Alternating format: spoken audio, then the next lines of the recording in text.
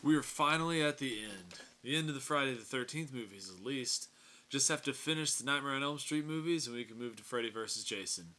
The movie we've all been waiting for. Oh, wait. Just kidding. You can see how I would think that, though. Considering this one's called The Final Chapter. Today we're covering Friday the 13th, Part 4, The Final Chapter. But spoiler alert, it is not the final chapter. It's not the final chapter.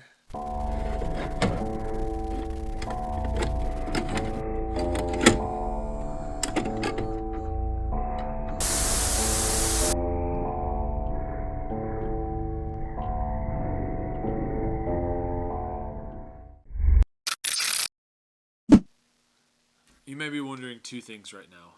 Why are your glasses of your cocktail almost empty? That's because we're recording 3 episodes at the same time, and I'm not trying to get fucking plastered. You also may be wondering, since we're doing all this work, covering so many movies, just to get to Freddy vs. Jason, do we have anything planned for the big finale? Yes, we do. For Freddy vs. Jason, we'll be doing a watch-along, followed by a discussion and all the usual segments. It's probably not going to be a live watch-along, because we don't have enough viewers to justify a live watch-along. No. But it'll be a regular uploaded watch-along. Well, so. I mean, we could, like, because I have friends that stream, and they'll because they just like doing it, so even if they don't have anybody watching them for, like, the whole multi-hour time that they're playing games, like, they'll still just, keep streaming. Well, but, we'll like, see. I also don't want to do that, I don't think, because that sounds like a pain. Most likely not going to do a live stream. Much easier to just film it. Right. All right. Plus, then we can edit it. Yeah. Edit out things that have to be censored by certain people. Fuck you. All right. Time for the cocktail. It's always me. I'm always the one that fucks it up. Time for the cocktail.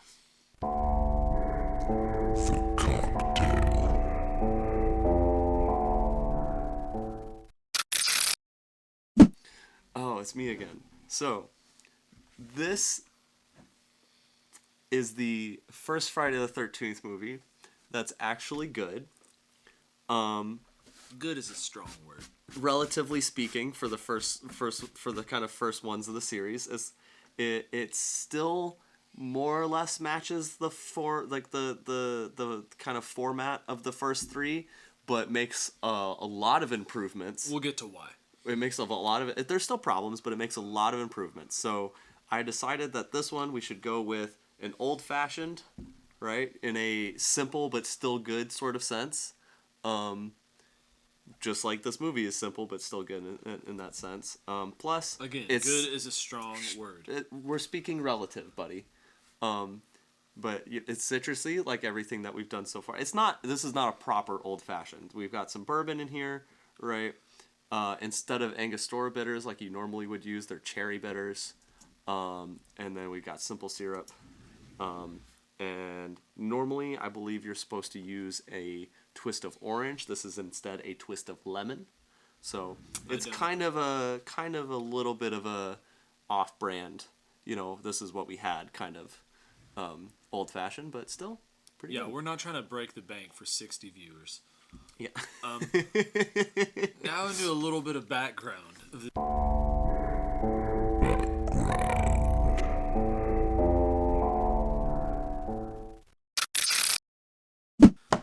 Coming out in 1984, Friday the 13th, The Final Chapter was written by Barney Cohen and directed by Joseph Zito, who wanted to stay faithful to the Friday the 13th formula set by the first 3 films. Which he does, but he also makes it good. Because the studio wanted him to stay faithful to the formula set.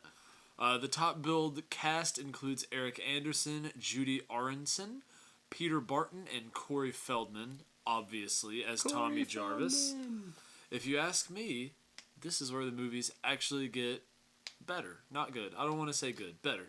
Like I Less said, boring, it's definitely. It's all relative. This is the first one I actually enjoyed watching, and I didn't have to like keep taking breaks. Yeah, and, when I first wanted to rewatch all these movies after I was no longer a child, I Googled what's the best one to watch, and this was at the top of most of the lists. So I think this is most people's favorite one. It was filmed in California, and grossed $32,982,894 worldwide, according to BoxOfficeMojo.com. Sorry, I had to sneeze. Oh, it's coming again. All right. I'm not blessing you. It's okay. Eat shit and live. The kid version of Tommy Jarvis is basically Tom Savini, but as a child. And the reason I bring that up is because this is the only other Friday the 13th movie besides the first one that Tom Savini did the effects for. And they're fucking great. If Although I call bullshit on that kid making those goddamn fucking monster masks. There's no way. He's like 12. He does not have the money for that shit.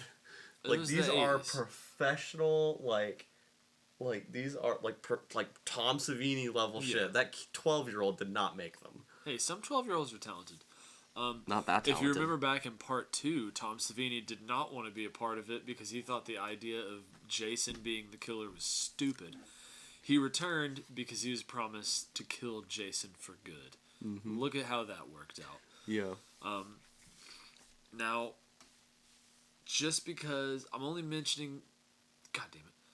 One thing to note is Rob's character, some off things. I'm only mentioning it now instead of in the movie because I'll probably forget later.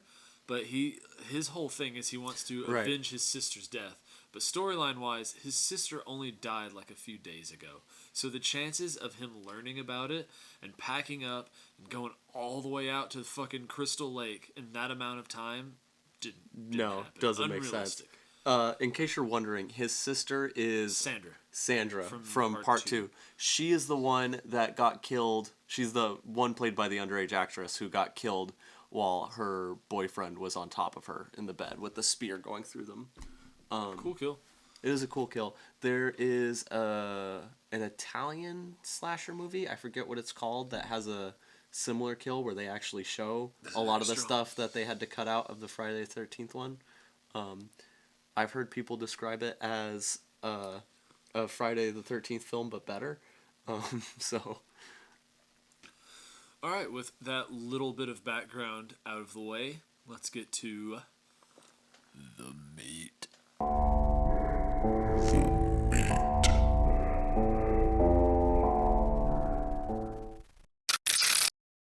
Starts with, guess what? Another recap. It's another goddamn. It's a requirement for these movies. I should probably pull out my notes. To be fair with this one, it had been, it'd been a lot longer between this movie and the one before than any of the previous gaps. It's also a better recap because in the last movie they literally just played the last 7 minutes of the previous one. That's what they did with the.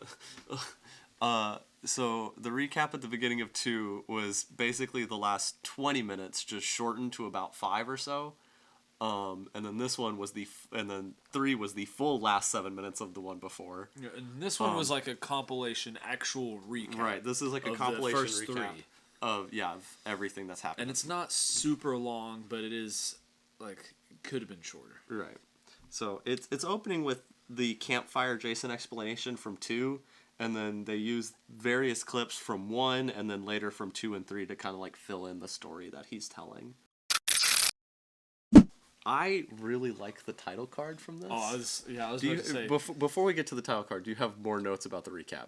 No, after the recap, we get a title. It zooms in on Jason's mask. It's super cool. The title appears on the mask and then explodes to reveal the words, the final chapter. It's fucking great.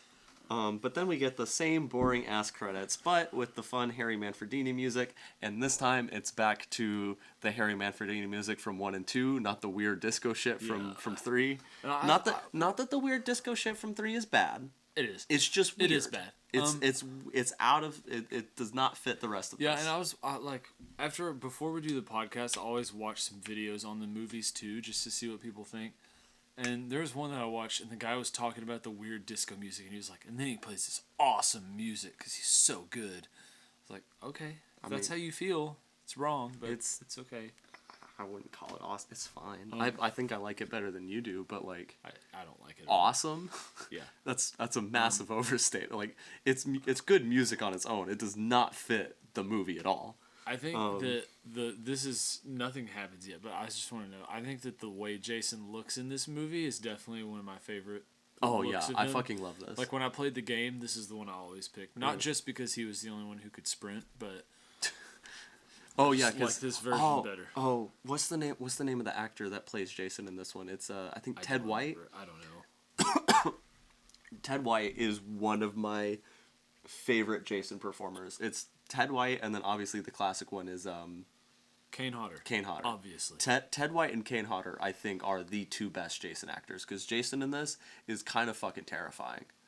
Like, he is, like, hauling... He's not, like, fucking goofy and clumsy and Goonies like the last one. The second one, right, the second one, he's just kind of, like, goofy hillbilly, right, just kind of wandering through the woods and occasionally murdering people. The third one, does not give a shit, other than, like, at the end where he goes, like, a little bit feral looking for her in that one, like, barn stall. But this one, like, the whole time, he's, like, moving. He's not quite hauling ass the same way he does in the 2009 remake, but he's hauling ass compared to the other people. Yeah. So after the credits that are way too long, we go directly after the last movie as the emergency services arrive. Right. This, honestly, because I think the cop scene at the end of 3 takes place in the daylight, whereas this is still at night. So this is technically starting before the last scene of 3 begins. Or someone just didn't put that much thought into it. Either way. How about you go fuck yourself? No, I'm not saying you're wrong. I'm just saying it could be either one. It's no. It's both. It's unintentionally before the final scene of 3. Like, they didn't think of it. But anyways. We see a quick shot of Jason's dead body with the 2 officers talking next to it, and actually it's a pretty scary visual. I don't think they need as many fucking... Like, the cops, sure. I don't think they need as many ambulances as there are. Like, there's a lot of ambulances. That's actually something I noted. When there's, like, a mass murder, do they just, like, shove a bunch of bodies into one ambulance, or do they get an ambulance for each body, or, like, how do they haul away the bodies? Well, I know, if it's like an ongoing thing, right? If there's, like, an ongoing situation, right, where people are getting injured and some are dead and some are not, then basically you just kind of get everybody to the hospital in, like, whatever vehicle you can, like, whether it's, like, random citizens or cop cars or ambulances or whatever. Right, but in this case, where it's like post everyone's fucking dead, you shove them all. Why would you not at least put like 2 or 3 in one? Yeah, you know, like if there's room. All right. So next we go. Maybe we're being overly cold about this. We see a guy. He's strapping Jason's body to a stretcher, and another EMS guy comes up and he says the line. I'm more confused about this than anything else in the entire movie. He says, "This is the guy who's been leaving the white stuff." I rewound it like 3 times to make sure that's what he said. I turned on the subtitles. That's what he says. I missed that. This is the guy who's been leaving the white stuff. What the fuck does that mean? What? Are they? I don't understand. Are they insinuating that he's just like coming everywhere? What? I don't know. I've seen this movie more than any of the other Friday the 13th movies. I still don't fucking understand what that means. I don't know. This guy's kind of a dick anyway. Next time Justin shows up for band practice, we should be like, "Hey, is this the guy that's leaving all the white stuff?" Fuck me. It just doesn't make sense. But this guy's a dick anyway, because, like, the paramedic woman there, she's new, or she's just, like, she's really shaken by the situation, right. And Jason's arm falls out of the stretcher. Right, and so she, like, jumps. Oh, and he's like, seriously? Like, he's annoyed. It's not like it just falls either. Like, it falls and touches her. Yeah. Like, it hits her. Like, why? He's just annoyed. He's like, why are you scared of that? Fucking dickhead. Then we go to the hospital, and this fucking the mortician. The piece of shit mortician. He's such a fucking asshole. Axel, that's his name. Axel, they're wheeling. They wheel Jason's body to fucking Axel. I know it's a trope of having like the morgue person like be like kind of shown to be like, oh, they're used to this, so they don't really care, so they're just kind of like eating while they're dealing with the dead body. On the dead body. This is like beyond like not caring. Like he's put the fuck? Okay, first he puts the sandwich on the dead body, and then he's into dead chicks. because Oh, the yeah. cop's like, Yeah, he she makes the was joke beautiful, and he's like, oh, she still is. Like, Yeah, what the fucking fuck, jokes dude? about. Come on. He almost I think the cop cuts off the conversation, but he almost says, he's like, all you have to do, like, it's implied that he's gonna say is like, all you have to do is like, blah blah blah, to, you know, do to violate a fucking corpse. Yeah. I don't know if I just missed it, but I noted that there's been no mention of Chris from part 3. Oh yeah, no, they don't talk about it.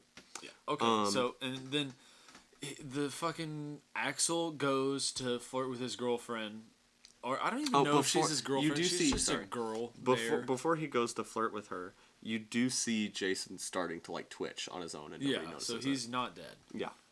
Obviously. And even though Axel's a huge fucking tool, she's just still into him. She pretends she's not, but she is. She is. I think he says to meet her in the cold room. I don't know what that is. A hospital thing. That's where they have the drawers where they put the bodies. Isn't that just the morgue? Why you call it the cold Well, room? it's separate. It's part of the morgue. Right. It's not the whole. It's not the whole morgue. It's just part of it. So she goes in there, even though she pretends she doesn't like him. He's fucking this off-brand Howard Wolowitz looking dude. There's like a workout dance video on the screen, and she's disgusted by it because, like, they're in skimpy outfits for the time, but if you look at skimpy outfits now, they're pretty... But to be fair to her, right, from what we kind of see of it later, it is a little bit, even by the standards of today, it is a little bit porny, like the way it like focuses on their like asses and stuff. Like it's... Yeah, but... I see why she doesn't like it. But I'm also like, those outfits... Like, they are a little skimpy, but compared to stuff now, Well, no, the thing to me is if it were, like, a normal 80s, like, jazzercise kind of thing, the outfits are no big deal, because that's honestly, that's what a lot of 80s jazzercise stuff was. Yeah. Right? I jazzercise now. Yeah. But it's, you know, it's fine. Great way to stay right? in shape. But the thing, I think the main issue with it, at least to me, is, like, it's so hypersexualized in a way I don't think most actual things on the TV probably would have been. That's why I Axel's so into it later. Shockingly, I did not grow up in the 80s, so I don't actually know. But, like, from stuff that I've seen, like, I don't think most of them would have actually been as sexual as this was. Like, this is borderline porn, even by, like, today's standards. So, Axel scares the shit out of her. And she says that he is the Super Bowl of self-abuse. And then there's some good lines. This movie has some fun shit, yeah. And then she lies to him and says that she only went in there to watch the news. Really? Is that the only fucking room that has a TV, you lying idiot? So they put on the news and it's Jason murders. Yeah, and then Axel changes it back to the dance video. Well, that's after they start making out and she's distracted, which, one, why are you starting to make out after watching the news about all these brutal murders? And he's also like, oh, that's the guy that did it back there. And she like, that's the guy that did it right behind us. Because, like, the body's still on the fucking table right behind them. Imagine making out next to the dead body of a murderer. Even if it wasn't, like, why are you making out in the cold room with the dead body on the thing right behind you? When they say the guy was captured, she's like, she gets a real big smile. She's like, yes. She's very excited that he's captured. Yeah. But they make out. He changes it back to the dance video. She changes it back to the news, and he's really just trying to fuck right next to Jason's dead body. Just absolutely fucking no sense of decorum or respect from either of these people. He's comfortable around dead bodies, and so is she. Well, she's really good at making bad decisions. It seems. I think the issue is less about being too comfortable around dead bodies, and more about this is a workspace. Yeah, but there's like barely anybody there. It's nighttime. Well, no. That's not the issue. I'm not talking about this. Like, this is a place of work that has to do with dead bodies. Yeah, that's fine. Right? Like, if they weren't like, the issue to me is the absolute like lack of respect for this workplace that has to do with taking care of people who've generally been fucking murdered. Well, think about it like this. So, like, they're both about to die, so it doesn't matter. I mean, fuck them, yeah. But, like, there's just absolutely, like, no respect for, like, where they are right now. And it's like, maybe don't fuck in the room, especially Yeah. with the body on the fucking gurney right behind you.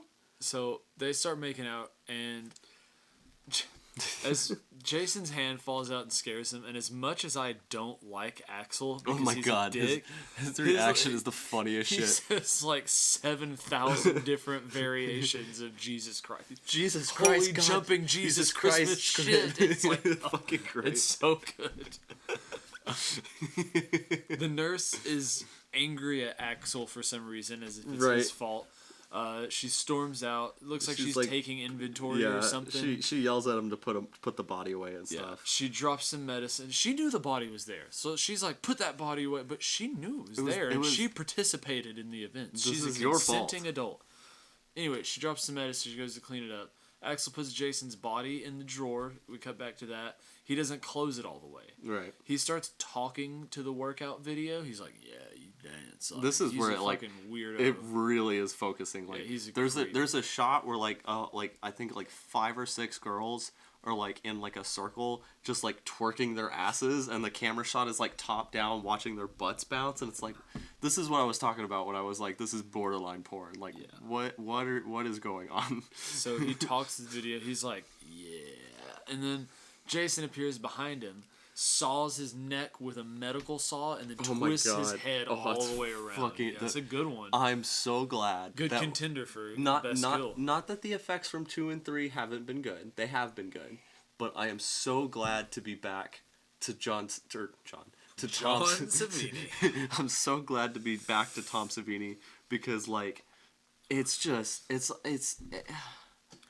the creativity for what's going on is just on a different level, and Good it's kill. fucking great. Good kill. Possible contender. It's pretty fucking good. Directly after Axel dies, we see back into the room with the nurse. Jason appears behind her, grabs her, and she gets stabbed. Yeah, he fucking he takes a scalpel, stabs her in the chest, and then cuts like all the way down her fucking torso. It's not quite Gnarly. Not quite on the same level as the fucking bone saw throat slit Yeah. head twist, but it's still pretty fucking pretty So, good. Directly after that, we cut to We cut straight. Trish and her mother, We who cut I don't. straight to Do Trish they and her even mom. say her mom's name? I don't think so. The Jarvis family, Trish and I just want to note right now, this is a very wholesome family throughout the movie. They're like really close. They're very loving and supportive. It's awesome family. I do have some issues. Not Okay. not with them, just with like movements, like where they like there's a scene later just to We'll get to. Let's just wait till we get to Okay, it because okay. we keep getting off topic. I've noticed. But that's the point. Tommy is inside the house. He's inside the house. He's playing a very loud video game. Oh with yeah, a he's wearing his alien mask playing that games. I think she says that he modified it. He he says bought it. he says he modified it, but he says there's the thing later that he shows Rob where it's like the puppet thing that he puts on his hand where it looks like one of the monsters from like the old like 50s Clash, like the stop motion like Clash of the Titans Yeah. thing. I think he says I forget, but I think he either says or it's implied that he like made that like entirely. Bullshit. He did not make that. No, I think he could do it. I think there's some really talented 12-year-olds. He did not make it. And his mom is actually, instead of being annoyed at him, like, because most horror movies, if there's a weird kid who's like wearing masks all the time and stuff, the moms are like, "Cut that shit out. Why People are can't gonna you make-" just be normal? Yeah, and she's like supportive. She's like, "That's awesome." Like, You didn't even get my Babadook nice reference. change. I'm sorry, I've never watched it. You've never at least seen the clip from the Babadook where she like, or at least the meme where she's like turned around. She's like, "Why can't you just be normal?" And he's like, Nope, I have not.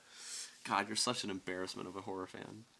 It's not- I'm don't watch kidding. that one. We do not support shitting on other horror fans on this podcast. No gatekeeping here. No gatekeeping here.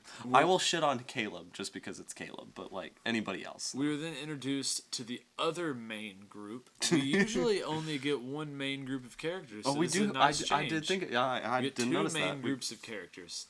They're in a car riding to their cabin, which is the house across the street from the Jarvises. They're renting that house out to stay the night Across the or the weekend, across the road, whatever, across the forest. They have I like the don't fucking same. know. They have like the same driveway. next kind to of. each other. Right. Yeah. Jimmy and fucking dickhead, I don't remember his name, are talking. He's almost as bad as Axel is. Jimmy's talking about how he got. There you go. Jimmy's talking about how he got broken up with by BJ Betty. Blowjob, if you don't know. Yeah. Is that what they call her? Yeah, BJ Betty. Oh, I totally missed that. And then his friend, again, I don't know his name. Teddy. It's Teddy, Ted yeah. because later he's just call like him want to Teddy. give teddy bear a kiss. Yeah, he's a fucking weirdo creep. He is the kind of person. I don't have it written in my notes right here, but I've got it written later. He is the kind of person who talks and acts and thinks he's like a master of sex, but if you actually pay attention, no one wants to fuck him. Yeah, yeah. He tells Jimmy that BJ Betty probably stopped answering his calls because he's a dead fuck. And he starts calling him dead fuck. Dude, I don't know why they're friends with Ted because he's so many times. So he constantly he ignores Crispin Glover. He calls him a dead fuck all the time, even when Crispin Glover tells him not to and asks him not to. Jimmy. Crispin Glover. He's such a fucking asshole. Yeah, he sucks. So then they stop. He's not pathetic like Shelley is, but he's like in line with Shelley, and I fucking hate him. He's also like Axel. Yeah. They stop because they're lost, and they just happen to be next to Pamela Voorhees' grave. Oh, hold on. Just before this is where we get Crispin Glover. I fucking love this line because they're talking, and he just like covers his face and he goes, "Oh God, I'm horny." Yeah, it turns out he's the best character. In this Crispin movie. Glover is the best character. So then they start going again after they look at the map. We get a real weird hitchhiker scene. She's got a sign that says like "Peace in Canada" or something like that. And then she's prepared for hecklers because on the other side of the sign it says "fuck you." Yeah, it's fucking great. She also never talks or makes any noise though. Like I don't know if is she supposed to be implied to be like deaf or dumb or like. When I say dumb, I don't mean dumb as an idiot. I mean dumb as in like the word for people who like can't talk. But they drive by her. Teddy yells something at her because he's a piece of shit. He's a piece of shit. Yeah. I think he like asks her if she's got a sister or something. I can't remember. He's such she a turns it asshole. to the "fuck you" sign, flips her off, and then she is eating a banana, and Jason stabs through her neck. And for some reason, we focus on the banana getting squeezed out like, of the peel. Yeah. Like I don't. It's a I don't choice. understand that, but whatever. Right. The group arrives at the house, across from the Jarvises, and they arrive at the house. Sorry. And yeah, they get at the house. and I even you mentioned it just a minute ago. I even wrote right here, Jimmy is a much better person than Shelley, and he's more relatable too. Yeah. He should be the fan favorite character, not Yeah. fucking Shelley. So, this is where Tris and Corey Feldman, Corey Feldman, introduce themselves to the other teenagers, and then for some reason it's everyone getting ready for bed, I guess. Yeah, and this movie doesn't really. I don't think it has a sex scene, but they are talking about sex in every fucking scene they're in. It has nudity, but I don't think it has a sex scene. No, I don't. It implies. But it like, shows the start and the end of Crispin Jimmy, Glover and the one twin, but it doesn't show. It doesn't actually like, the show actual anything. act. Yeah, no, I don't But think they this one does have like a talk proper about sex. in every it's fucking constant. scene that They're in. so horny. Horniest of the movies so far. So this is where Corey Feldman sees one of them. I forget who. I think I don't know their names, so it's hold on. he sees the one who's apparently fucking everybody, according to the wholesome friend. And that's another thing. It's what's her face who gets killed in the boat later. Yeah, I just don't remember her name. I can't. But I know I've got it and written that's down another thing. somewhere. This movie has so much better characters. Like the Jarvis family is a really wholesome, loving family. Oh, it's Sarah Sam. is the other girl, and her and her boyfriend, like they're a very wholesome couple who genuinely care about each other. Like I forget her boyfriend. They're actually good characters. Well, he doesn't matter. No, he doesn't. He's pointless. He's in the movie for like 5 minutes. He has like 2 lines. Anyway. But yeah, I think it's Sam and Sarah is the other girl. no, I think it's Sam that Corey Feldman sees undressing in the window. That sounds right. And then her And he boyfriend gets is really excited. right. I forget her boyfriend's name. Shit. It doesn't matter. It doesn't matter. They're all dead. And I was just curious. I wonder what they were like. I wonder what Corey Feldman was actually having to watch. When I they mean, were there's filming. no way it was actually like her he's undressing. not just That'd be watching weird. her undressing. I want to know what he was It has shown. to be something, but his acting of like a kid seeing something that's like like it's fucking like on point for what at least what you would imagine most kids would be like in that situation. Sad story, Corey Feldman. Yeah. We're not gonna dive into that. His mom walks in, so he pretends that he was asleep and not watching the lady And fucking get fucking fucked. bitch, she notices and then shuts the fucking curtains, Yeah, and ruining everyone's fun. yeah, and then we I go mean that to sarcastically. the next day. The teen group or college kid group or whatever. They're I just going call on them a the walk. kids in my notes. Yeah. They're not kids, but I call them the kids. They're going on a walk, and Jimmy is just being a genuinely nice guy, and Yeah. he's like trying to figure things out about his love life. And then Ted is such just a being fucking dickhead asshole. again.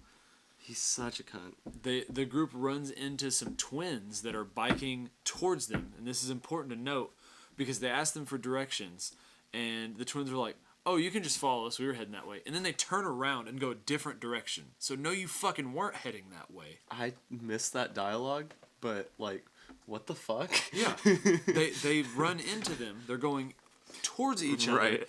and they're like, "Hey, how do we get here?" And the twins are like, "Oh, you can just follow us. We were going that way anyway." So then they turn around No, and go the way very they much came weren't from. going that So direction. they're lying. Sarah does not join the group at The first. answer is don't think about it. She has to. She's going back to get something. Yeah, I she totally goes- missed what she said. She and, goes to the car. That's all she Right. says. Really, she's just like, I'm gonna go back to the car. but like the next time we see her, she's like on the dock. So like, what the fuck were you well, going back she to the just car goes for? back to the car to get something. I guess her book, I because don't she know. is reading on the dock or doing Right. studying or something. But why wouldn't you do that before you started walking to the beach? And this is But- where I noted also that this movie looks a lot better than the other ones. Like the other Yeah. ones just look like shit. If I'm being honest, I also this one looks way better. this is already where at a point where like you can tell this is more or less following the same format as the first three, but it's massively improving on it in that I don't feel like Easier to watch. right. The other, especially the first one, but somewhat in 2 and 3 too. There's a lot of parts where I feel like we're just padding for time, and like there's just not really anything like some things are like longer than they really need to be. This is the first one where I don't feel like stuff is being stretched out. Most of the time, isn't stretched out more than it needs to. This actually feels like a real movie. Easy to watch. Yeah. The group goes skinny dipping. Skinny dipping. And then Trish and Tommy pull To be up. fair, part of this is part of this is Ted being a shithead, but I will give him that we do get some ass. We get some ass shots from Ted, as well as some of the girl characters. So, sorry. Yeah. Fucker. Yeah, this fly has been Smack you fucking in the face. tormenting us the entire time. This is the most annoying thing ever because he never lands anywhere where I can hit him. Yeah. So they're skinny dipping, and Trish and Tommy pull up. Yeah, they're presumably to go swimming or just play with the no, dog at the lake. They're in the woods when the car stops. We're not It's to that yet, though. No. I'm not saying like dies. Like they stop the car. It's unclear how far away from the lake they are when they get out of the car. No, they're pretty close because you can see. I'm pretty sure there's a shot where you can see the cars and the lake in the same shot, and they're not that far away. I'm pretty sure. I disagree, but I also agree. miss bits, so I might have been looking down writing a note. But anyways, the only reason they go up to the beach is because the dog runs off. They're chasing after the dog. Yeah, but I mean, then they leave immediately after, so you can assume they were going somewhere to like play with the dog or something. And then they saw the skinny dippers, and Tommy was super into it. I'm just gonna bring this up now. There are several scenes where they are in the car for no real reason. Like there's a scene later where like the last time you see them, they're at the house, and then all of a sudden like they're in the car, and it's just like there's no explanation of where they went, when, or why. Yeah, that's why like they're just suddenly driving back in the car. That's why I'm trying to give this one credit. Like I think they were going to play with the dog somewhere, and then they saw the skinny dippers, and they were like, "Oh, I think you're trying. I can't let Tommy watch this." because he was super into it. Oh, he was very into it. But and also, like they he's saw so sad when his sister makes him stop. But also, look, they saw the adults in the fucking water. They saw that a child was looking at them nude, no shame. No, they didn't. They were just like, "Hey, what's up, guys?" They're like, "Whoa." He's a child. He's like 12. Yeah, that's fucked. Yeah, and they don't care. They No. don't care. So they leave, and then Sam tries to get Sarah to skinny dip too. She says she's gonna go underwater and hold her breath. Before that, that's where their car breaks down in the woods. Yeah, I skipped that and just wrote straight to where Tommy's trying to fix it. Their car breaks down in the woods, and then we go back to the group. Right, and Sarah's Sam on is the trying dock. to get Sarah to skinny dip too. Because apparently you can't swim unless you're naked in this movie. Apparently not. She says she's gonna go under and hold her breath until Sarah joins, and then she's underwater for long enough for Sarah to be concerned, and she pretends to float up dead. And then she pulls Sarah in the water, which is a dick move. She's in a sweater. She's wearing like clothes that like will not dry for a while. Yeah, she's wearing a sweater. Which also, why is she wearing a sweater? It's clearly the summer, and they're out. Right. Whatever. Don't worry about it. Then we go back to the car. Actually, the reason we know it's the summer is because this is literally a couple days after 2, and that was a summer camp specifically in the summer. Tommy's trying to fix the car. We see a pair of boots that look like Jason's from earlier when he killed the hitchhiker, but it's not. It's a random stranger scaring a child. It's actually Rob. Yeah, Rob. Who then helps fix the car. And I don't know anything about cars, so I don't know if that's like an accurate fix, but... I don't know about that car. I find it a little bit questionable, but I don't know what he's doing. So it doesn't really ask. And then in the car, she offers him a ride because he helped fix the car. And on the car, he's like... He's the creepiest dude ever. He's like, are there any kids staying around here? Are there any kids? She should have pulled over him and like, all right, dude, get out. So many points, he's just giving off red flags. Yeah. And Trish thinks nothing of it. She's just like, oh, that sounds fine. Yeah, there's some kids staying in the house next to ours. Do you want to come over? Like, I understand, like, the is there any vacationers around here? Whatever. That's a little... Fine. But then he's like, are there any kids? Like, okay, that's get him out. All right, creep. They invite They invite Rob into their creep. house. Into their house. When they get just back. met him. And then Tommy pulls him up to his bedroom, and no one thinks like we should probably follow him in there, make sure nothing's going on. Right. They just let him go up. The grown man go up with their son into his bedroom. The 12-year-old boy. With no supervision. That's where he shows off the monster mask that he definitely doesn't make. He shows off all his stuff. Rob is impressed. And then we go back to the Horn Dog house. Yep. The twins have gone back with the other group. I have such a hard time, like, until, like, someone actually gets named in a scene, I have a hard time telling which twin is which. Yeah. I've always had a problem, because they look the same. I don't even know what their names are. Like, one of them is Tina. I don't remember it ever saying the other one's name. Like, I don't think it does. I think it does. I just don't remember what it is. I don't remember it saying it once, but I know Tina because she's like the main one. Mm-hmm. We're in the house. They put on some music. Jimmy asks, I think not Tina, but the other one to dance. And then in the best scene in all of the Friday the 13th movies, he does a little dance. Oh. And it's the best dance that you will ever see. This is also apparently an actual thing that Crispin Glover, like, did before this movie. Like, he would go to, like, clubs and stuff and dance like this. That's hilarious. What? I love his dance. It's amazing. It's insane. It's insane. No one's like, hey, what the fuck are you doing? They're just like, yeah, that's dancing. Then we get Striped Hat Douchton. I don't know his name. He changes the song, and Ted he puts on a slow dance song. Yeah, Ted starts trying to make out with, I think, Tina. She's one of the twins. And then she's like, no, and she goes... Yeah, it is, because Tina's the one that fucks Crispin Glover, right? Yeah, she goes... So, yeah, it's Tina first. She just really wants to bang anyone. Find out. This is where he first uses the line, because there's, like, a teddy bear for some reason, and he's just like, you want to give teddy bear a kiss? And then he tries to, like, make out with her, and she, like, gets up and fucking leaves. Yeah, and she goes and tries to seduce Douchton, who is there with his girlfriend. And he flirts back with her just in front of his girlfriend. I think this guy's also. Hold on. I think Sam's boyfriend is also named Paul, which is really annoying because that's the boyfriend of Ginny in the second one. Yeah, Why is he also named Paul? the names. There's so many confuse me. other names you could have chosen. The other twin, who is not Tina, dances with Jimmy Right. after Ted tries to seduce her, and she's like, no. Trish, and then we go to Trish and Rob again. Rob is leaving the house, and they're clearly bonding. There's some sexual tension there. Right.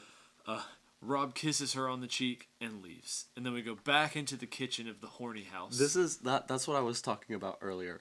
This is the last time we see Tina, the last time we see Corey Feldman, right? Is in the room. The last time we see her is this. But right, I feel and then it works because I didn't really notice until you said that just now. Well, yeah, I know, but I noticed in the movie, right? That's the last time we see them, right? Then more stuff happens. At some point, the mom is gone, right? The next time we see the mom is her coming home and she's looking for her kids, and she can't find them. And then the next time we see barely looks for her kids. Right. The next time we see the kids is Tommy and Trish in the same car driving back to the house. But at no point we saw them leave. Anybody talk about them leaving? I don't remember hearing anything about the mom leaving. Don't even worry about it. It's fine. We just see them. We only ever see them coming back. We never see them leave. There's a lot going on in the horny house, so you don't really see what's happening. Yeah, they gotta cut out all that stuff with the family. So we go to the kitchen of the horny house. Ted tries to give Jimmy advice, but he is an unbearable person, so his gives bad advice. Yeah, he sticks his fucking hand out of his fucking shit. Yeah, and then one of the twins and walks calls him in a dead fuck.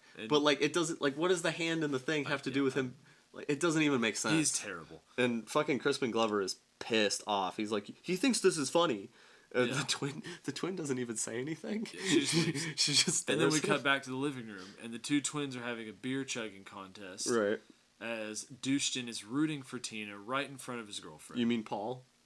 I'm gonna call him Douchton. Okay, like porn stash. Yeah. Douchton. He's such an asshole. Yeah, he's just fucking clear. He's blatantly flirting with this other girl in front of his girlfriend. And so she fucking leaves and storms out because she's pissed off.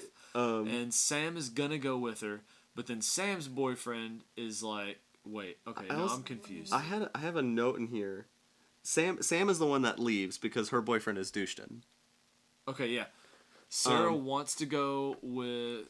Yeah, Sarah tries to stop her and she almost leaves, but then Sarah's her boyfriend is like, "No, stay here. This is none of our business." Right. Yeah. Meanwhile, Sam's boyfriend is fucking slow dancing with the girl he just met in front of his girlfriend. Also, I just wanted to say, I don't remember the context of why I wrote this note, but I just have Ted is such a misogynist. Yeah, he's a piece of shit. I don't remember why I wrote that, but this is the point that he's getting really frustrated because Tina has no interest in him. Oh, right, that's right. This is where, because I was going to write incel, and I was like, oh, he's not quite an incel the same way Shelley is. But yeah, this is where Tina...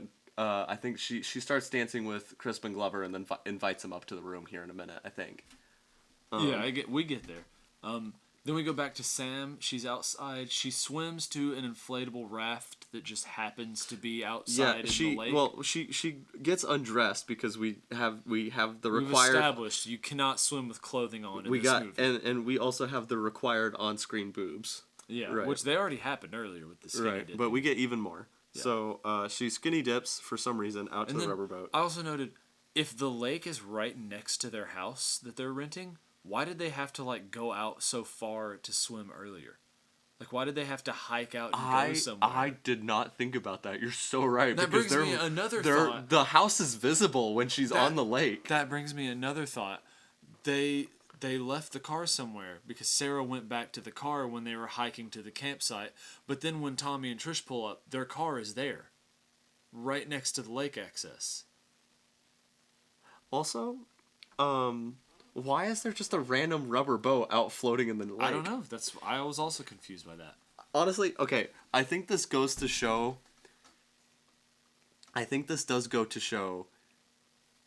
being somewhat...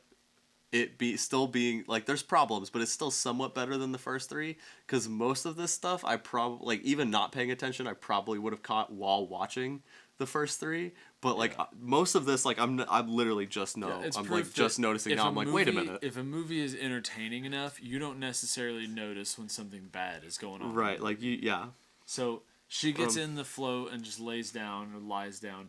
Right. Jason rises out of the lake. We get this, stabs her through the bottom of the boat. Right. Before that, we get this awesome shot of her like floating in the thing while like there's fog all around the lake, and it looks fucking great. I just wanted to say that. But then Jason like just appears out of nowhere and goes, "Rah," and she makes the stupidest sound. She's like, "Ah!" Yeah, apparently she was freezing cold during that scene. This is like it's like winter when they film this. Which whatever.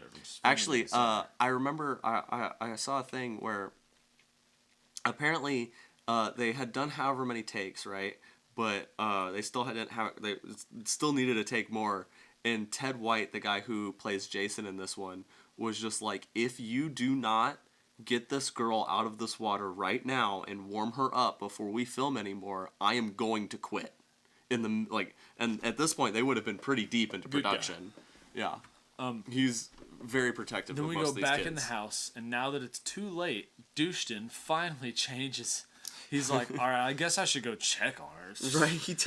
Right, presumably he's been dancing with her for a while. Yeah. So did he just assume that she would like in 5 minutes just be like, oh, I'm not angry anymore, and then come back inside? I don't know. He was hoping for a threesome. He's such a fucking asshole. And then we see Jimmy is making a sculpture out of Cheeto Puffs. And Tina is like, you want to dance? Yeah. Because Douchton left. So they dance for really all of... She just wants to bang anybody. Yeah, they dance for all of 5 seconds before she invites him upstairs. Yeah, and also just slow dancing in a room with just a bunch of people who are hanging out is real weird. It's also weird. Like, this is a group of friends. I like my friends. And the I'm twins not are strangers also. I'm not slow dancing with random people. It's not all a group of friends. The twins, they just met. Right. I'm not slow dancing with a stranger while I'm hanging out with my friends. This is weird. Then Ted is upset that Jimmy's about to bang, and good, because Ted's a piece of shit. He gives the other twin this, like, such an expectant look, because, like, everyone else is gone at this point, right? Sarah and her boyfriend are somewhere. They just went upstairs to fuck. And so he just, like, gives her, like, this little, like, expectant, like, pleading, like, glance. And then he gets frustrated in front of her. She looks so disappointed as she, like, gets up and sits next to him. And then he uses the exact same wanna give teddy bear a kiss line that she definitely heard him giving to her fucking sister earlier. He sucks. He's a suck guy. Yeah. And then we go back outside. Douchton is getting into the lake. He doesn't get fully naked. He gets into his short jorts. He gets mostly naked. He swims to the raft, which I would think would be deflated because it's an inflatable raft, and Jason stabbed through the bottom of it. Because normally I think it's just the sides that are inflated, and often the bottom is just like a flat but she wasn't piece like of plastic. sunk down into it like it was deflated. She was just in it normal. Well, whatever. that's probably because the way they filmed it, where she actually was through the bottom of it. Whatever. Yeah, whatever. Just don't question it, man. He sees her dead when he gets to the raft. Yeah, and then he freaks the Jason fuck out. Kills him through the crotch. That's how I fucking worded horrible. it in my... This I don't know if this if we're looking at the way it's filmed, obviously the harpoon gun kill from part 3 is better. But if we're thinking about like pain, I don't know which one would be worse, because I feel like the one from part 3 has a good chance of being fairly quick since it's going through the eye and straight through your brain, right? Whereas this is like going into your crotch and you're getting picked up off of it. Like, you're not gonna die fast from that. So he gets killed through the crotch. And then we go to Rob at his campsite. Right, because he hears Douchton scream. Yeah, so he gets his machete. I keep kicking the fucking cable for stop. Microphone. Well, you got it so far back. He gets his machete, and he goes to investigate. Yeah. As he's leaving, though, he sees someone at his campsite. He goes back to see who it is, and he's gone and fucking... All his shit's like fucked up. Teleports away from the campsite. What is the point of this? Because his shit's fucked up, but it doesn't.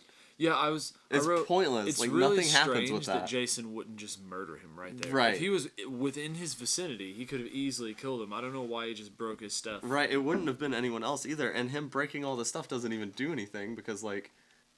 Yeah, it doesn't. Nothing happens with it. Like. So we go back into the horny house. Jimmy and Tina are about to do it. As soon as they get on the bed, it breaks. It's just fucking... The legs just immediately give out, which, like... kind of a shit house to rent if the fucking Yeah. the second two people lay on it, it just gives up. They're gonna be built for that.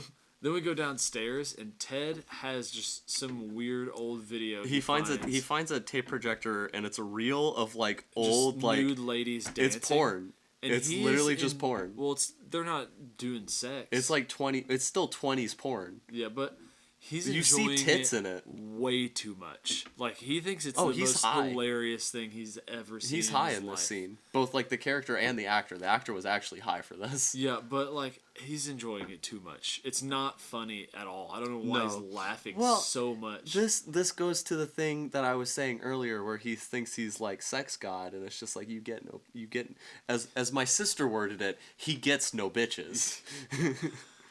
And then no one else in the room who's watching it really cares, but it's like it's Well, the only other funniest people thing he's ever seen. It's the twin, and then Sarah and her boyfriend, and Yeah. they're just kind of like on a couch in the back, just kind of like just hanging out, cuddling, chilling, Again, and then Tina's they're sitting really- awkwardly next to yeah. Ted as he's like, Not Tina. Tina's banging sorry, Jimmy. Other twin. He is like lounged out, just dying. He's like, And again, weird reaction. Sarah and her boyfriend are like the most wholesome couple.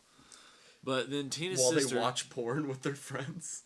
Well, we'll get to why they're wholesome. Tina's sister, she goes up and knocks on the door. I don't know how she just knew exactly what room they were in, but she goes and knocks on the door, and she wants to leave. And Tina's like, "You go ahead and leave. I'm gonna stay fucking-" here." Yeah. And she's annoyed, but she leaves, and then she gets killed. At first, you only see her shadow. She goes out. Well, she goes out into the rain with this weird looking raincoat, and she calls you. I was listening closely. She calls her fucking sister a slut as she's like walking out of the door. Well, to be fair, she is. But like still, She's literally just trying to bang it's anyone. just, who I don't will know. do It just seemed a little intense. She but- gets killed. Yeah, You see her shadow. Jason stabs her with something. I think it might be the harpoon gun You again. only see her shadow it's first, just- so we don't really. It's know. kind of cool though, cause like it's definitely the most interesting off-screen kill so far. And Because it's like, not completely off screen because then you see her body get slammed Right. against the house. but yeah, it's like a flash of lightning, and as the lightning flash, that's when you see the shadow of the. I think it's well done. So then we go back into the house, and Sarah is trying to subtly tell the guy who, like I said before, he doesn't fucking do anything. Like, you barely even notice him in the movie until this scene. He's kind of pointless. Like, there's no, like, he doesn't matter. But she's like, I want to sleep. You can take the bottom bunk. And he's like, oh, are you taking the top? And she's like, no. And then they go upstairs. Yeah, She so- tells him, give me a minute to get ready. And then Ted is left without a partner, alone, watching like old 20s porn. yeah, and by he's himself. just really loving it. Then we go back to the Jarvis house. Mama Jarvis, because again, she doesn't get a name that I know of. No. She gets home. She looks for the dog more than her kids. She does. She goes upstairs. She calls for the kids like twice, and then the rest of the scene is calling for. She goes upstairs. She doesn't look in their rooms. No. She just goes up the stairs and then comes back down. And who the fuck names a dog Gordon? It is This is my odd dog, name. Gordon. Don't worry Idiot. about it. But anyways, the power's out. She's like wandering around, and then she like goes outside, and then like she like turns and like looks at the camera. It's supposed to be like Jason in front of her, and does this, and you never see her again. Like, it's implied that she's dead, but you never see her body. Maybe, They yeah. never acknowledge that she's missing. Like, she's Maybe just she had gone from the maybe movie. she had in her contract she didn't want to get seen killed, but I don't know. I don't know, but Then we see Trish and Tommy get home. They Right. look for their mom way more than she looked for them. They actually look in her room where she would be, unlike their fucking stupid mother Right. who doesn't even check their rooms. Right. She's like, oh, I guess they're just not here. yeah. And then we see Sarah getting ready in her room to fuck, and that's literally the only note I have for that scene because she's just sort of not doing anything, and her like she's just getting ready to fuck. Yeah. And then it And cuts then we back go, to Trish and Trish, Tommy. she tells- I don't see the point of cutting to Sarah in this because we just go right back to Trish and Tommy. I think they're just trying to do it to show you like the timing of the events that I mean, are all maybe, going on. But my sister did mention my sister did mention a thing where apparently it's like a rule of thumb that you're supposed to cut like every generally you're supposed to cut like every 3 minutes or so to like a new thing. But like, no. yeah. Trish tells Tommy to stay inside while she goes and looks outside. Which bad move. She finds Rob's campsite and he almost kills her. Fucking like you think it's like Jason at first because I guess. Although at this point, he's only used the machete like Jason, a couple of times. He does, yeah. He thinks it's Jason. He just fucking slashes up his tent. Right, yeah. Like he did. Whatever. He just cuts right through, about fucking almost kills her. And then we cut back to Jimmy and Tina, and he asks her if Crispin he's a Glover. dead fuck. Yeah, he's like, am I a dead like, fuck? No, you're pretty amazing, yeah. And then she goes to the bathroom, I guess, yeah, and he goes downstairs to Ted watching porn. Don't move. And he disobeys He immediately her. gets up. He goes down to Teddy. He also his only bad moment in the movie is he takes her underwear which I thought. Ted. And what's worse to me is he leaves it with Ted when he goes to the kitchen to get the corkscrew and the wine. Like, why are you leaving it with this creep? But yeah, he looks for the corkscrew. He yells at Ted. He's like, "Where's the corkscrew?" Jason gives it to him. Hold on. This is another thing that I was talking about. Like I mentioned in the episode for 3. Where it's like a darkly comedic moment where like in 3 she's just like help Rick, and then like Rick's body gets thrown through the window. So this is a similar thing. He's like, where's the corkscrew? Where's that corkscrew? And then bam, right through the fucking hand. And then he cleaves his face. Immediate knife to the face. Yeah. Yeah. And then we go upstairs. Tina's looking out the window, and then because he fucking hates windows, Jason pops in, he grabs her and throws her onto the car. It should be noted, he's outside the window. She walks up to the window to look outside. He's outside. He's punching through the window, grabs her, and drags her out. And throws her on the car. Like, holy shit. And Jason fucking hates windows. He fucking hates windows. Hates them. Fuck windows. It's because they sometimes have reflections where he can see his ugly face. Yeah, he might think he's Shelly. And then this is where Rob reveals to Trish that he's been looking for Jason, and it does the whole explanation of his sister, even though it doesn't make sense because this is one weekend, right? So like, and like he mentions the people at the hospital. He mentions the people at the hospital are missing that Jason killed earlier. How the fuck would he know that? He was in the woods the whole time. So where would he be getting that information? So 2 would be ending on Friday night. 3 is ending on Saturday night, which means when the kids got there would be Sunday. When Corey Feldman watches The Girl Undressed would be Sunday night. And then that would mean this is Monday night. So it's been 4 days, but he got here on Sunday. And he would have just found out that his sister died. It's fine. Just ignore it. The movie's entertaining enough that it's fine. Then Trish finally realizes maybe you should have fucking left your child brother. Tommy's still at the house when there's a murderer and your mom is missing. Right, and he's just like wandering around the house in the dark with like a flashlight, and it's a creepy scene, but I don't think anything important happens. Then we go to Sarah and the nothing guy, as I call him in my notes. Right, they're naked in the shower, and again, they're a very wholesome couple. They just they genuinely just care about each other. It's a big change for. This is the closest thing we get to a sex scene because like they don't actually shower. They don't actually have sex, but they start making out pretty graphically, and he like pushes her up against the glass. Her butt. But it should be noted that is not the actual actress for Sarah. That's a body double because I forget exactly why. I think she's religious of some sort. Like devoutly Friday the 13th movie. But so she didn't want to be like naked on screen. Yeah. For whatever reason. I think it was because she's religious, but for whatever reason, it doesn't really matter why. She didn't want to be naked, so it's actually a body double when it's her ass on the thing. And then we go back into Ted. He gets like right up on the screen of the movie because he's just a fucking weirdo. He's like also why would you do that? Because like either you're going to be standing in front of what you're trying to get close to because it's a projector. Yeah. Or you're going to be off to the side and it's going to look weird as shit because the angle's going to be so off. So like, it doesn't matter anyway because he gets stabbed in the head from behind the screen. Jason kills him. It's pretty sick. It's a pretty good kill. Yeah.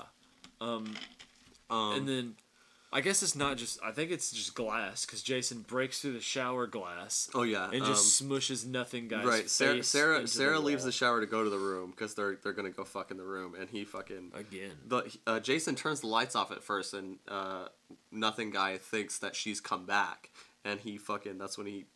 Just this kill pushes his face against the wall. I think this one's also contender for best kill because his head getting crushed is fucking great. Yeah, it looks good. And it's actually genuinely like a little bit scary. Yeah. Then Sarah goes back to join him again in the shower. Mm-hmm. She sees his dead body and then takes an axe to the chest. This fucking towel, man. Yeah. She's not even holding it. There's no way that would stay. Yeah, whatever. It's like barely around her. It's fine.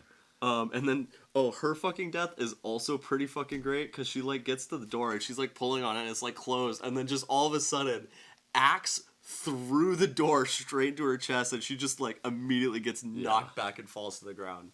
I thought she would, I did not expect her to die for some reason, well, she has more, who's the final girl in this movie? It's Trish. Sarah also had final girl qualities, so yeah, right. That's what confused me. She broke the rule. She had sex. Well, she didn't have sex. Yeah, she did. She almost had sex. I assume they had sex before the shower. No, I don't. I think it's implied that they didn't. I think they were just. I think that's just foreplay. She participated in sexual activity. I'll give you that one. So she broke the rule. I think they were just doing foreplay in the shower. That's I don't sexual think activity. I don't think they fucked. And she broke the rule, so that's why she died. Yeah. So fuck Sarah. Then we go back to the house. Trish and Rob reunite with Tommy, and then leave him alone again. Right. Rob punches through the glass, so at first, like, the audience, you think it's Jason coming in, but it's actually just Rob with Trish. They try to use the phone, and Jason, like, there's, like, a box that I guess is connected to the phone line, and he just, like, grabs it and just fucking crushes it in his hands. But somehow they get the lights to come back on in their house, so Rob and Trish leave to go to the neighboring house, and Rob goes into the basement with this tiny fucking knife. And at first I didn't realize why he just had a tiny knife. I was like, you had a huge fucking machete. What did you do with it? But he actually just gave it to Triss. Yeah, and when they're in the house, when he goes downstairs, Gordon the dog goes upstairs. Right. And just jumps out of the window for some reason. Again, never to be seen again. This is his last scene in the movie. Also, do you know how fucking hard you have to jump into a window to break through it? There's no way. Like, I mean, that's a fairly big dog, but no. That dog is dead. No, that dog would be bleeding and cut to shit. But and then we go to a quick shot back to Tommy. He's reading up about basically the events of the first three movies. He's learning about Jason. And then we go back. He's looking through Rob's like notes and articles and stuff that he's collecting. And then we go back into the other house where Trish finds the dead kids in the shower. This part's so good. She discovers the shower scene, and not the shower scene from Psycho, the shower scene from this movie. For some reason, what's his face is like pinned nothing to guy. Nothing guy. He's like pinned to the wall with one little knife. But so she runs downstairs. She goes to her Rob. I don't know why, but her Rob. They start going up the stairs.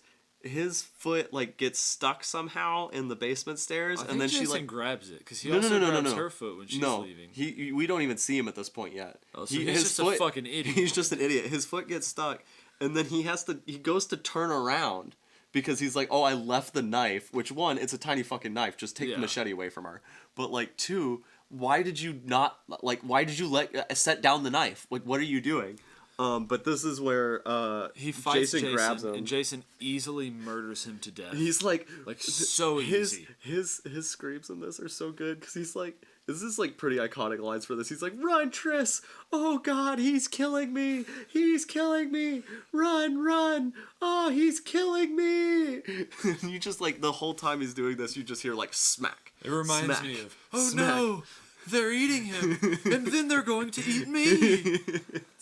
It's just, the fucking delivery is, it's hilarious, but it's not good. Trish runs away, but then she's like, I better go look real quick. Actually, she goes up. She goes she back goes and right looks. back down. And then she goes to leave. This is where he grabs her again, leg. And he grabs her foot. Right. And she chops the fuck out of his arm. Yeah. She discovers more bodies as she's leaving. Jimmy's body is hung up on the door, and for some reason she finds the one twin on the doorstep. I think it's the one that was killed outside, but I don't actually know. For some reason, she won't just step over her. Right, she's just she like breaks out of the window. The twin's to leave laying the house. on the ground, right? She could just step over her. Right. It's silly. But yeah, Crispin Glover's pinned outside the kitchen door, and Crispin Glover, she could also just push past him. Like he's not blocked. Like his hands are like nailed to the wall, but his feet are just dangling. She's like, I think it's better if I just break through the window. But yeah, so she breaks the window with a chair and leaps out, and then runs back to her house, and then they do the traditional start barricading. Yeah. And then Jason throws Rob's fucking dead as shit body through the window. He throws the fucking body through the window. Because they hate windows in these fucking movies. Trish machetes Jason's shoulder. Oh my god. Hold on. She grabs a hand because he jumps through the he throws Rob through the one window. For some reason, Tommy gets right up on a different one and he punches through that one and grabs Tommy. So she grabs a hammer and starts like hitting him with it, but she's hitting him in the hockey mask. You know, the thing that's specifically meant to protect people from getting hit. Yeah. And it takes her like 7 or 8 hits before she thinks to flip it around and use the nail removing side to fucking stab him in the neck. Yeah, and I love this next bit. It's so good. I wrote before when he smashed the window with Tommy, I wrote, what is their window budget? They just can't fucking stop smashing windows. But so right after this, Jason fucking Kool-Aid Man his way through the fucking door. Yeah. And then he like pulls the hammer out of his neck and he misses, but he throws it at Triss's face and it just impales it in the wall, and that's when they like run and hide upstairs. They're going in Tommy's room more specifically. Yeah, they're going to Tommy's room. Bookcase in front of the door, but they don't cover the whole door. It's like halfway in front of the door. So Jason just busts in. Wait. They barricade the door, right? And then they just huddle on the ground right in front of it. Yeah. No weapons or anything. Why are you sitting? Like, why would you sit down? Jason busts in anyway. They smash a TV over his head. Sorry. I don't mean to interrupt you again. But also, because this plays into the ridiculousness of this. Yeah. So normally, outside doors tend to be made of stronger materials than inside doors, right? So they just watch this man effortlessly bust his, like, Kool-Aid Man through the front door. Yeah. And they think this, even with that bookshelf halfway in front of it, they think this puny ass bedroom door is gonna stop him from busting in. No, that's why they put the bookshelf there. So he breaks in. They smash a TV over his head. Yeah, fucking good on her, because she's got a fairly thin frame, and CRT TVs are heavy as fuck. Adrenaline is crazy. Even with adrenaline, those are heavy fucking TVs, and she just smashes his head with it. This proves Stu Macher's still alive. Oh yeah, Stu Macher's definitely still alive. Stu Macher is Jason. She tells Tommy, run like hell once they get past Jason's body, so they slowly and carefully go past his body. Right. Turns out he's not dead. Surprise. Yeah, he about fucking axes her. Jason's chasing Trish, and he's pretty scary in this scene. Yeah, so they run downstairs and over to the other house while Tommy's just like chilling upstairs, not doing anything. And then she, for whatever reason, runs upstairs in the house that the kids were renting. And guess what she does? She fucking dives out a window. Window. She right out the window falls 2 fucking stories to the ground. That's not 3 windows broken. More than that. Oh, way more than 3 windows specifically have been dove out of. Right. Ridiculous. Like fucking insane. Tommy did not listen to Trish. No, he goes upstairs and starts cutting his hair. He decides to have a makeover. Yeah, because this is a great time for a makeover. And then back at the Jarvis house, Trish is fighting Jason and still yelling Tommy like, "Get the fuck out of here!" What are you doing? Almost hits him with a fucking machete to the face, and she actually. Oh, this part grossed me and my sister out, but like she fucking catches him like in the hand. Oh yeah, that's and awful. It fully splits his hand in half, like right between the middle and ring fingers. That reminds me. So gross. That reminds me of like in I think it's in the Evil Dead remake, the first one. She like licks the knife. Yeah, and and splits it her. cuts. So bad. And this is where I wrote. Also, Trish is an underrated final girl. I think. Trish is an underrated final girl. Like, she doesn't get brought up a lot. This but final girl run is pretty fucking great. Yeah. Tommy comes down while they're fighting, and his head is shaved, and he popped his collar too. Right, he popped his collar. He's trying to look like Jason and confuse him, like to look like kid version of Jason. Which he turns and starts walking towards him, but I don't think this plan actually worked. I think it seems like it worked because Jason turned around and started walking towards him, but I don't think it's because he's confused. I think it's because he's just gonna kill him. Yeah, like. I don't. There's no point to this. I don't get this part. Yeah, he definitely could have distracted because like right after this, right? So Jason turns around, right, and then we get slow-mo time, and Trish picks up like the machete and like knocks his hockey mask off because he like turns back around to her, right? But they definitely could have like done this like distraction back and forth, making him turn around thing without him looking like a little kid Jason. Yeah, whatever. Like there's no point to it. This is also the only reason it's definitely this scene is the only reason that they make him do all like the masks and stuff, but it doesn't make sense because those are totally different skills. Whatever. Trish knocks the mask off. Jason looks way worse in this movie, and like it's right after the last movie. He's so gross it's weird. looking.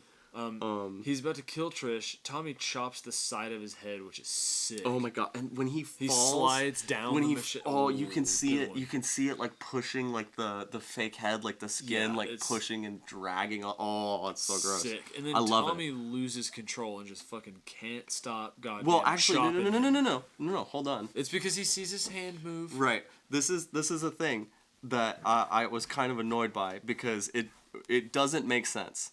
Right. Because, like you said, so him and Trish start hugging. Then you see Jason's hand twitch. Tommy clocks Jason's hand twitching, but Trish doesn't, right? And so he like turns and starts hacking, and you get the slow mo, die, and she's like Tommy because she thinks he's gone insane, right? And then we get the hospital scene. Doctors are telling her that he's fine. He's looking creepy, and there's this like weird. It ends on this weird freeze frame of like he's smiling as he hugs her. He looks evil, and then he like turns and his face is just blank, right? So it's trying to like never followed up. It's trying to hint that like maybe he's maybe he's gone Jason, insane, right?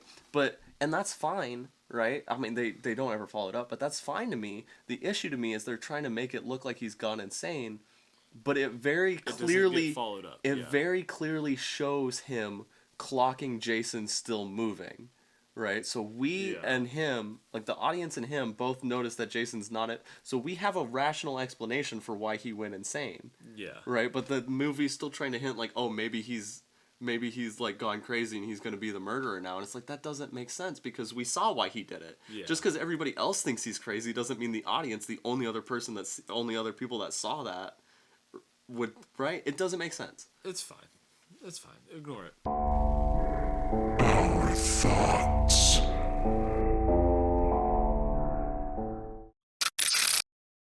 And that's the end of the movie. So immediate thoughts. This is definitely the best one so far. Oh, for sure. Easiest to watch, most memorable. Definitely, this is the most amount of energy I think that we've had for like the ending section, like the third act of any of these Friday movies so far. Definitely the best characters so far. Oh, for sure. They actually feel like friends, unlike 3, where it's just like, who are these people and why are they hanging out? Shelly. And I'm just excited. And the stoners. We get to do a bunch of Nightmare on Elm Street movies now in a row. Yeah. Not that some of them aren't bad, but they start out pretty good. They're not. Even the bad ones aren't boring like the first 3 Friday the 13th. So even like when you're watching like the bad nightmares, like they're still fun. Like, the very last one, Freddy's Dead, was my favorite for a really long time, even though it's really, really stupid. But it's at least fun. Like, there's fun stuff going on. Whereas, like, the bad ones of these are just kind of boring. Now we go on to Best Kill. Best Kill.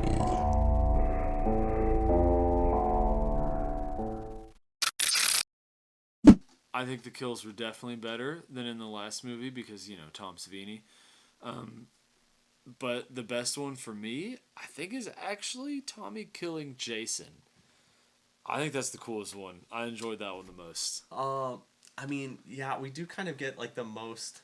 I know he's technically not dead because he comes back later, but He's dead for now. I so would. I'm counting it. I think I would agree, and not just because of like the impactfulness of it, but also just because like all of the like even the more violent kills, like the head crushing or the throat slit with the saw and then the head spun around, they get cut off very quickly. Yeah. Whereas with the Jason kill, like he gets hacked in the face and it holds on it for a second and then you see him land and it fucking drag through his head.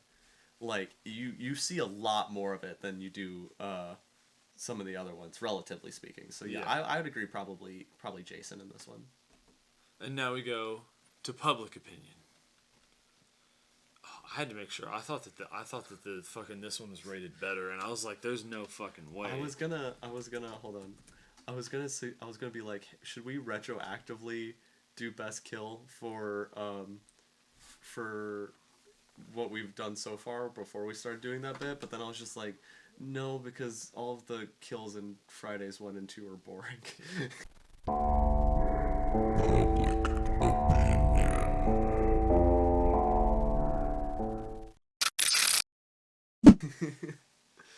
I suppose we could retroactively do one for Nightmare, but like, All right. Now on IMDb, Friday the 13th, the final chapter, which sick poster by the way. It's a fucking great poster. 6.0 out of 10 with 64,000 ratings. On Rotten Tomatoes as a 52% with 50,000 plus ratings. You'll be happy to know the that it's tomato meter is only 22%. rated much better than the last movie. Don't worry about it doesn't matter. Dude, the critics are fucking assholes. This is I a million don't times. care about the critics score. There's no reason. I know you don't, but like I still like to. I like to see. What they say. It's wrong. Matter. They're wrong. They're blatantly They're wrong. professional assholes. That's what they are. They get paid to judge other people's work. There's this one. This technically isn't about movies. It's art. But there's this one Scottish comedian that I like named Daniel Sloss who has a really good bit about art critics being like the most useless people on the planet. Yeah. It's fucking great. All types of art are subjective, so any critics of art is just ridiculous. To be paid to just be like, I have an opinion is the dumbest thing I've ever heard. Yeah. Alright. First 1-star review was written in 2006, September 10th, right before 9/11. Wow. This movie is awful. I saw it when I was a kid, and it did not scare me at all. In fact, it bored me. What a dick. Kill yourself. I watched it again recently. You're gonna have like, to cut that. even if that's not like even if it was the first one, that's like a really snobby shit thing to say. I knew my horror movies. Shut up. I watched it again recently, and I am pleased to say, even as a kid, I knew my horror movies, dickhead.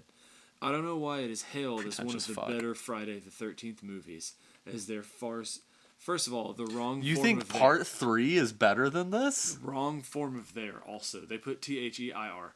Are far superior ones, Well, such as part pretentious 3 people don't know how to and spell. Part 6. Corey Feldman is one of the reasons that the 80s is looked on as a cheesy and tacky period. And okay, fuck this guy. Fuck you. Wrong. Corey Feldman is a fucking Piece of great shit. actor. Fucking, he's amazing in Goonies. He's amazing in Stand By He's Me. been through He's so fucking much. amazing. He's amazing in Lost Boys. Fucking Lost Boys is one of my favorite of You know what his he's fucking not amazing performances. in? Lost Boys 2? Performing music. I don't know if you've seen any of the clips. I've not, and I don't really want to. I'm going to show you later. Oh, please don't. All right. Now it is time to rank it on the scarometer. A phrase I'm coining right now. Fuck. All right. I was going to smack you, and then I was like, no, I shouldn't. He's typing. I don't want to read through every single one, so I'll tell you right now, the top movie is Nightmare on Elm Street with a 6.5. The worst rated movie for us is Toxic Avenger with a 1. And remember, that's not how good we think the movies are, that's how scary we think they are. So Friday the 13th, the final chapter, I think I can settle with a 4. With a 4? I think a 4 is good for this. Less one. than creep. Yeah, that's out what of I was 10, thinking. Out of 10, just so that's clear. Between All right. above demonic toys, less than creep. Yeah, I think So, that's reasonable. 4 out of 10. I like it. Friday the 13th, the final chapter has been binned. Thank you for watching.